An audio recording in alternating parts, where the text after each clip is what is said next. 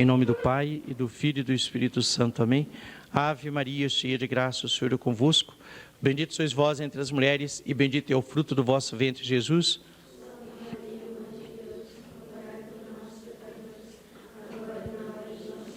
Ó Maria, concebida sem pecado. Em nome do Pai, e do Filho e do Espírito Santo. Amém. Nós vamos começar nossa aula. Vamos falar sobre a igreja. E agora nós vamos falar daqueles que estão fora da igreja. Nós aprendemos que a igreja de Nosso Senhor é a reunião de todos aqueles que são batizados, são aquelas almas, as pessoas que são batizadas, acreditam em Nosso Senhor, recebem os mesmos sacramentos, obedecem aos mandamentos da lei de Deus, estão debaixo da mesma autoridade, que é o Papa com os bispos. Aí está a igreja de Cristo, a igreja de Nosso Senhor. Igreja significa congregação, reunião de pessoas, né? Associação de pessoas, com essas características. Agora, nós vimos que a pessoa pode pertencer à igreja, ser um membro morto ou um membro vivo. O membro vivo é aquele que está unido a Deus, pela graça, pelo estado de graça, não estão no pecado mortal. E nós vimos que o pecado mortal é uma desobediência grave e consciente a Deus. Para a pessoa cometer um pecado mortal, é preciso ela praticar uma ação má, ele sabe que é e ele quis. Então, essas três coisas juntas, a pessoa fica separada de Deus. Por exemplo, faltar por preguiça ou sem motivo consciente à missa aos domingos. Aí ela separa-se de Deus. Não quis prestar a Deus o culto que Nosso Senhor pediu. Aí deixa de pertencer a Deus. Se morre sem arrepender-se daquele pecado, então ela perderia a salvação eterna. Não é de Deus, está perdido. E um pecado nos impede a felicidade eterna, como uma boa confissão, um arrependimento, um bom propósito, né, com a confissão bem feita, nos perdoa todos os pecados da vida. Está vendo? Deus tem a sua infinita bondade também, a infinita compaixão. Nosso Senhor nos dá a oportunidade. Nós vimos que os membros mortos da igreja são aqueles que estão no pecado mortal.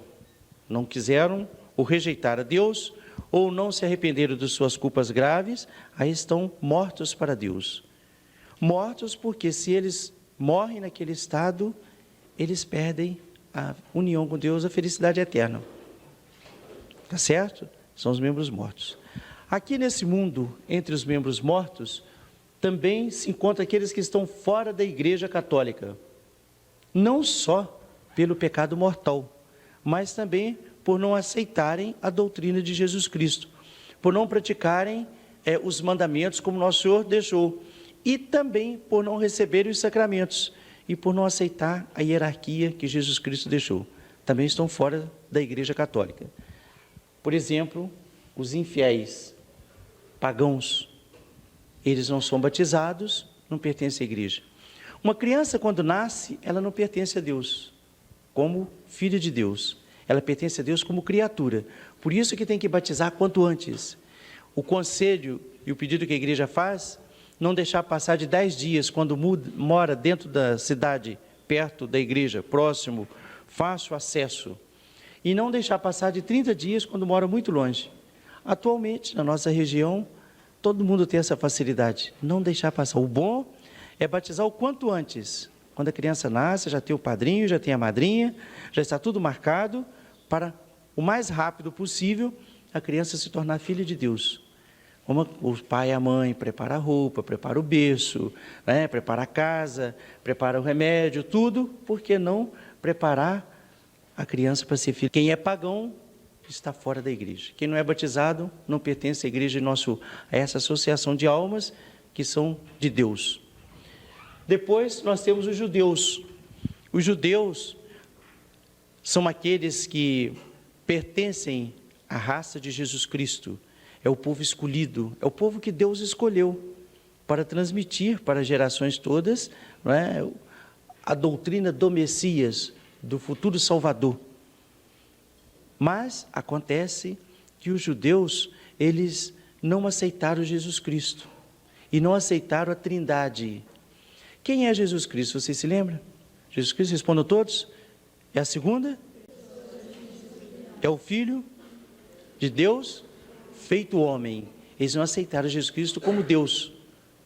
Então eles acharam que Jesus Cristo podia ser uma pessoa de uma grande santidade, de uma grande sabedoria. Mas Deus não aceitaram. Nem com os milagres, nem com a ressurreição de Jesus. O maior milagre que Jesus fez foi a sua própria ressurreição. Eles não aceitaram. Então os judeus também estão fora da igreja, porque não aceitam. Não aceitam que existe um só Deus em 3 pessoas. E nós vimos que existe a Santíssima Trindade, não vimos? Primeiro, lá no Jordão, quando? O que aconteceu? Quando Jesus foi batizado. Então, a voz do Pai falou, esse é o meu Filho amado, no qual coloquei as minhas complacências, ouviu. Então, Deus Pai falou, Deus Filho estava sendo batizado, e o Espírito Santo desceu em forma de pomba, não é isso?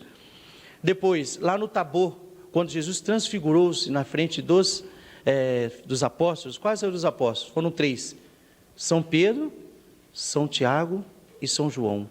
Os 3, São Pedro era o Papa, São Tiago foi o primeiro apóstolo a morrer por Nosso Senhor, e São João foi o último apóstolo a morrer e que ficou com a Virgem Maria. Nosso Senhor depois manda o Espírito Santo sobre os apóstolos, e eles receberam.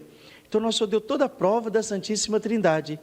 Eles não aceitam que existe um Deus em 3 pessoas. Existe Deus, Javé, o Senhor, mas não acredita que seja Deus Pai, Deus Filho e Deus Espírito Santo. Por não aceitar essa doutrina de Cristo, também estão fora da igreja de Nosso Senhor. Nós temos os hereges. Hereges são aqueles que foram batizados, que pertenceram à igreja católica, também conhecem a doutrina, mas eles rejeitaram alguma parte da doutrina, ou a doutrina toda de Jesus Cristo. Por exemplo, aqueles que não aceitam que a Virgem Maria é mãe de Deus, é herege. Aqueles que não aceitam que a confissão perdoa pecado, né?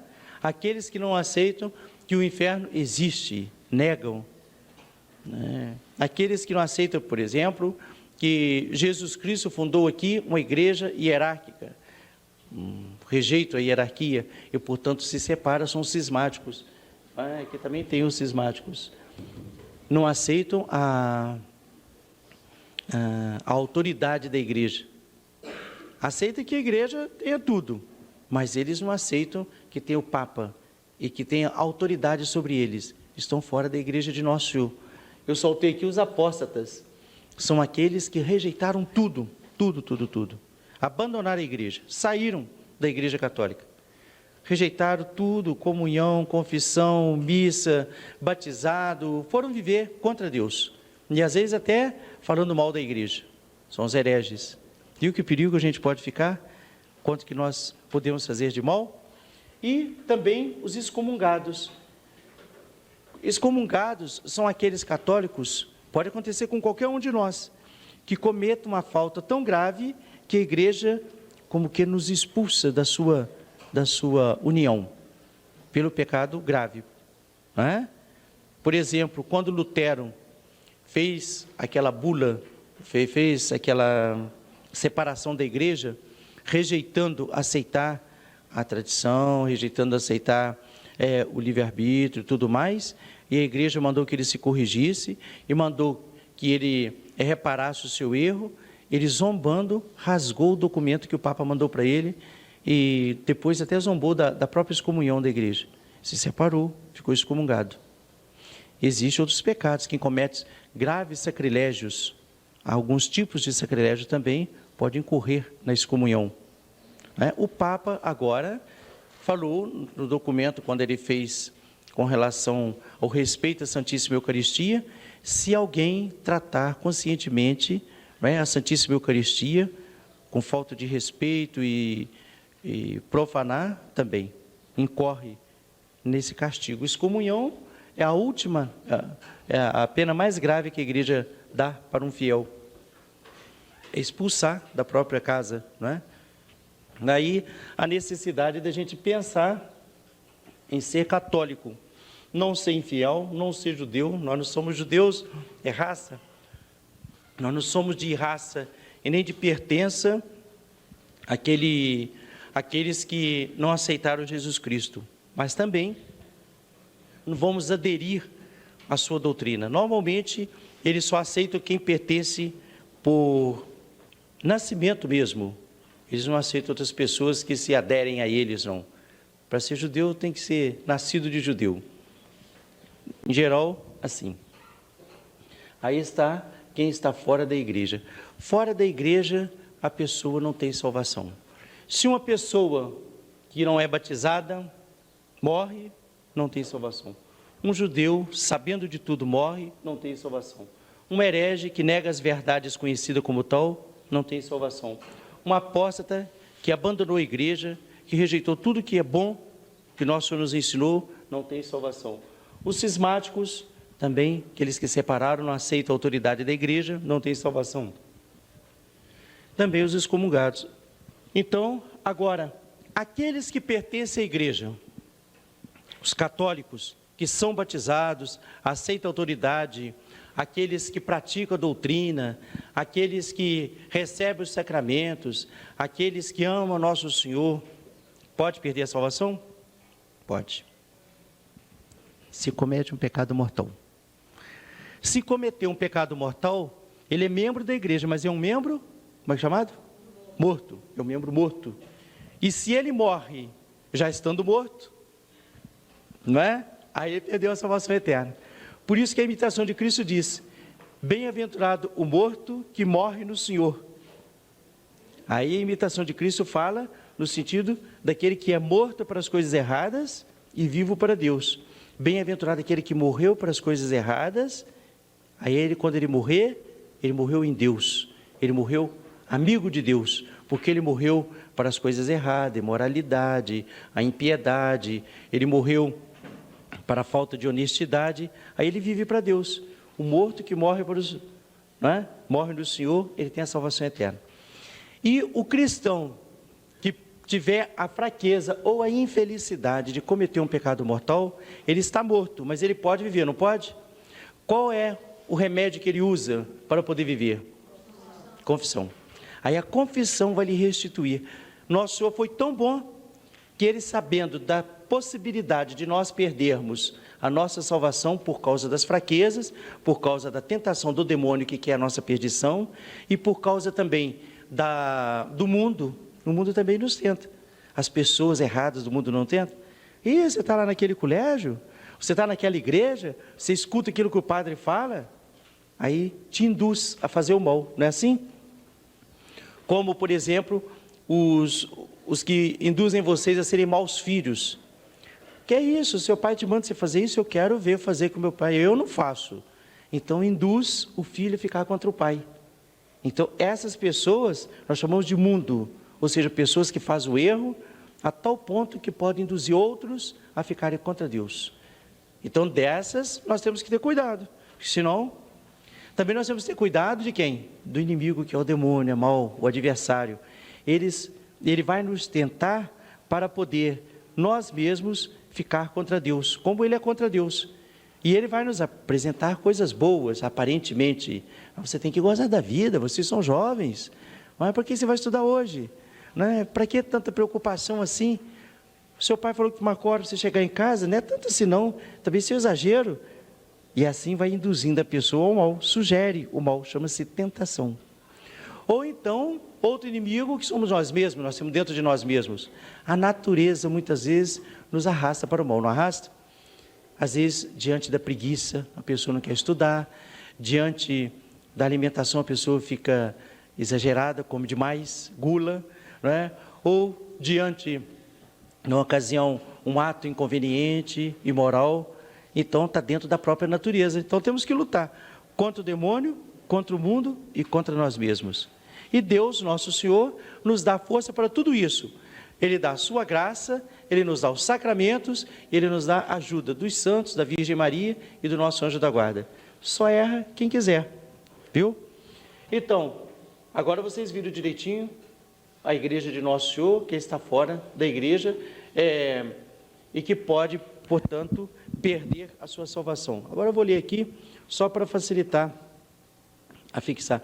Aqueles que não participam da comunhão dos santos são, na outra vida, os condenados, e nessa vida, aqueles que não pertencem nem à alma nem ao corpo da igreja. Quer dizer, aqueles que estão no estado de pecado mortal e se encontram fora da verdadeira igreja. Então, duas maneiras de não pertencer a Nosso Senhor, a comunhão dos santos, e de não ter salvação. Nós vamos nos esforçar a vida inteira para pertencer à igreja. Como que a gente faz para não perder a união com o Nosso Senhor? Primeiro, com a oração. Pedir sempre a Nosso Senhor: meu Deus, fazer que eu nunca me separe de vós. Todas as vezes que o padre celebra a missa, ele faz uma oraçãozinha antes de comungar. Ele se inclina ali diante da hóstia consagrada, e ele reza e pede ao Nosso Senhor, e justamente com essa frase: Senhor, estou aqui diante de vós, vos peço todas as graças, arrependo dos meus pecados, e vos peço que nunca me possa separar. Está falando com o Nosso Senhor, tão pertinho ali dele. E se vocês, quando for comungar, façam a mesma coisa.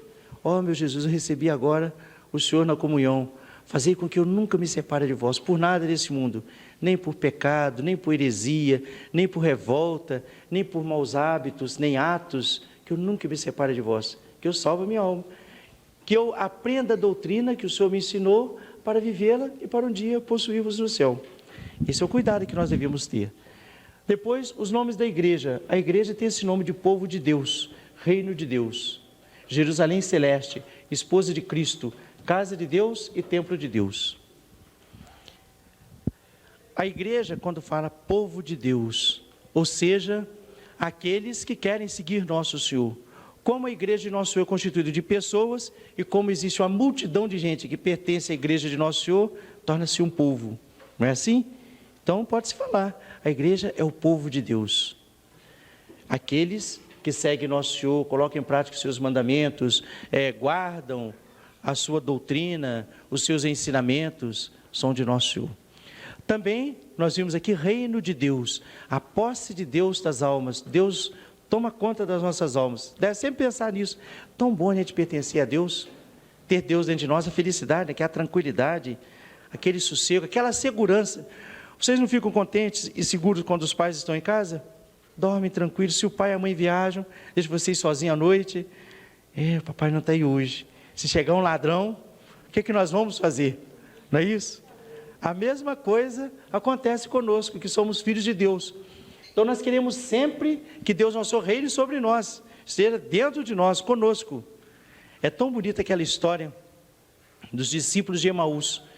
Eu já devo ter contado para vocês. Depois da ressurreição de Jesus, 2 discípulos quiseram fugir, porque eles estavam com medo dos judeus, ficaram presos no cenáculo e depois desanimaram. Aí foram para uma cidade chamada Emaús, uma cidade, não, uma aldeia pequena. E Nosso Senhor apareceu para eles, conversou com eles em forma de peregrino, foram até Emaús. Quando chegou em Emaús, aí eles convidaram Jesus para jantar com eles. Foram até generosos, foram educados. Chegou uma pessoa na sua casa, você não convida? Para tomar um cafezinho, para jantar, para tomar uma refeição, um suco. Isso faz parte da caridade. Você dá um pouco do seu para o outro. Às vezes o outro não é porque é mendigo, está passando fome, não. Se for com uma razão, mais razão ainda, não é? Mas também, por caridade, uma divisão daquilo que se tem, não ser apegado tanto que não dá nada para ninguém, não é isso? A gente deve ficar contente com isso. Então, assim, vamos, jante conosco, porque já está de noite. Então, a gente pode pedir isso ao Nosso Senhor: fique comigo, porque já é noite. Há perigo de ter uma tentação e de perder a Deus. E assim nós vamos manter o nosso como o reino de Deus dentro de nós. Jerusalém celeste. Por que Jerusalém celeste? Jerusalém é aquela cidade, né, onde havia o templo, onde os judeus se reuniam, onde Deus tinha dado, era a capital dos judeus. E Jerusalém, onde Nosso Senhor também visitou, ficou ali no templo, lá onde Nosso Senhor viveu e deu sua vida por nós, viveu lá. Jerusalém significa cidade de paz. É a lembrança justamente da igreja, que é paz para nós. Quem pertence à igreja e vive na graça de Deus tem paz, sempre feliz. É celeste porque passa para a eternidade. Um dia nós vamos estar para sempre no céu com Deus. depois, finalmente, esposa de Cristo. Nessa parte de que, assim como a esposa pertence ao esposo e não quer por nada se separar dele, nem lhe desagradar, as almas daqueles que pertencem a Deus, que pertencem a nosso Senhor, que pertencem à sua igreja, não quer desagradar a Deus, quer viver corretamente. Casa de Deus e templo de Deus, aí se fala da parte material, tá certo? Nós podemos referir ao nosso corpo, que é o templo de Deus, onde Deus mora, enquanto nós estamos na graça de Deus. Mas também nós podemos aludir ao lugar onde nós nos reunimos para fazer as nossas orações, para assistir à missa, para receber os sacramentos, para ouvir a pregação, para ouvir os ensinamentos. Também igreja, casa de Deus, templo de Deus. Aí está a aula de hoje, e vocês procurem não só conhecer, mas viver, e também, quando outros perguntarem a vocês, vocês podem serem bons catequistas, bons apóstolos de Nosso Senhor. Quem sabe nas conversas, quando encontra os amigos, quando vai conversar até com pessoa adulta que não conhece nada disso, nós podemos transmitir a doutrina de Nosso Senhor para fazer um bem aos outros, participar também desta bela obra do Evangelho, propagar aquilo que é bom, a boa notícia. Evangelho significa boa nova, então propagar a boa nova, nunca uma coisa ruim, mas as coisas boas. Nós vamos terminar e vamos voltar, se Deus quiser, no próximo domingo, no mesmo horário.